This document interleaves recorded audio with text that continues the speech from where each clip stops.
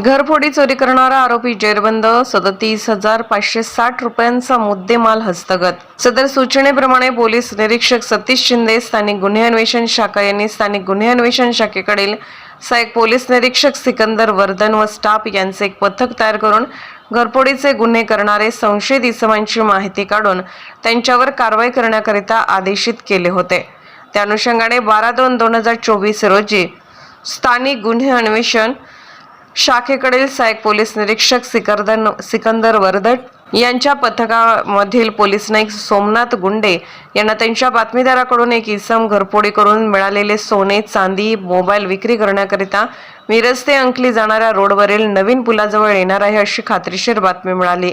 नमूद पथकाने मिळालेल्या बातमीप्रमाणे मिरज ते अंकली रोडवरील नवीन पुलाच्या परिसरात निगराणी करीत असताना एक इसम संशयितरित्या रोड कडेला थांबलेला दिसला।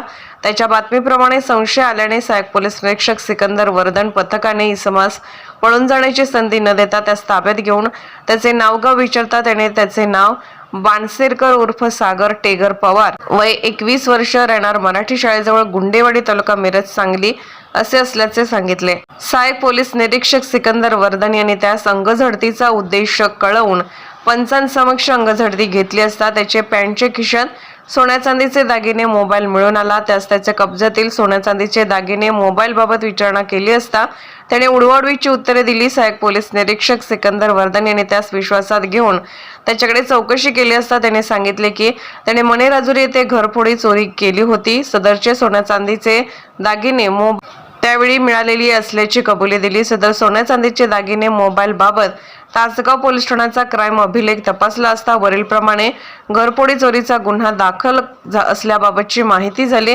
लागलीच त्याच्या कब्जातील सोन्या चांदीचे दागिने, मोबाईल पुढील तपासकामी सहाय्यक पोलीस निरीक्षक सिकंदर वर्धन यांनी पंचांसमक्ष जप्त केले।